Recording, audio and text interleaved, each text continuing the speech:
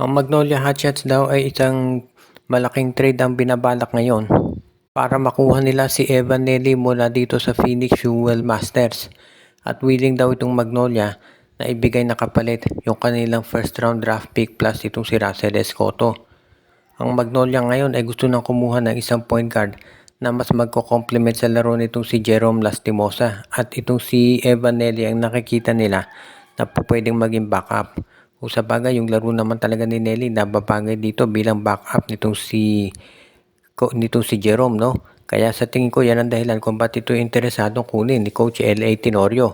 At ngayon kung ikaw naman si L.A., sa tingin ko magiging mas okay na to para sa kanila. Lalo na at alam naman natin na itong si Evan Nelly napatunayan na niya yung husay niya dito sa Phoenix. Marami nga nagtataka ba't hindi ito masyadong nabibigyan ng playing time.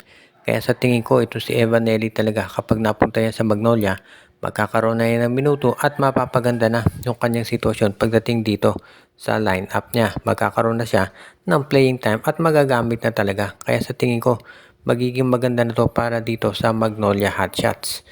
Ngayon, ito naman si Evan Nelly sa tingin ko makakatulong din yan para dito sa kanilang roster lalo na at alam naman natin na itong si Evan Nelly talaga ay isang 3-point scorer at mahusay na playmaker. So yan talaga yung magiging bagay para dito sa kanilang lineup.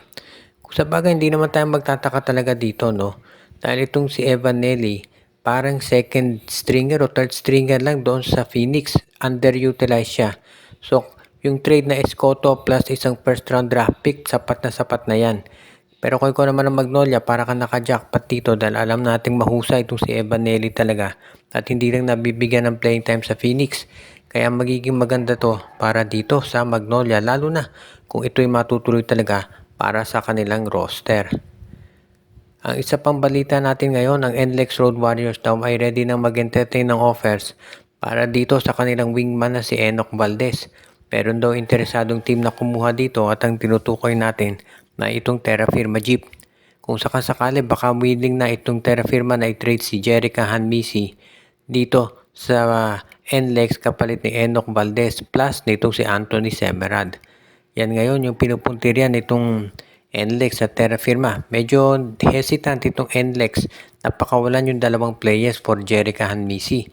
So baka ang Terra Firma magdagdag pa ng isang player para mapapayag na itong NLEX. Kung sakasakali, no, itong si Enoch Valdez magiging magandang contributor yan sa Terra Firma plus si Anthony Semerad dahil syempre lockdown defender yan at 3-point shooter. Ngayon naman para dito sa NLEX kung makuha nila itong si Jerica Hanmisi magkakaroon sila ng isa pang 3-point scorer. Magiging triple threat na itong si Robert Bolick, Shawnee Winston at si Jerica Hanmisi. At parang yan yung nababagay dito sa kanilang lineup. Kaya nga sa tingin ko, itong si Coach Jong Chico, alam niya yung ginagawa niya kung ba't gusto niya makuha itong si Jerica Hanmisi. Pero gusto nila sigurado syempre na sapat naman yung magiging kapalit nito dahil syempre hindi naman biro kung ibibigay mo si Semerad at itong si Enoch Valdez. Kaya ito ngayon yung binabalak ng matindi itong NLEX Road Warriors. At kung ikaw naman itong Terra Firma Jeep, sa tingin ko okay na yung ganitong klaseng trade at magkakasundo rin sila. Pero syempre in the end ang pag-iisipan dyan ay kung sino pa yung mga ibang players na pwedeng matagdag. Kasi nga in case hindi pumayag itong NLEX na dalawa yung kapalit ni Jeric, mag-iisip pa sila kung sino pang kukunin mula sa Terra Firma. Kaya yan yung magiging very interesting part nitong posibleng trade na gawin ng Terra Firma at NLEX.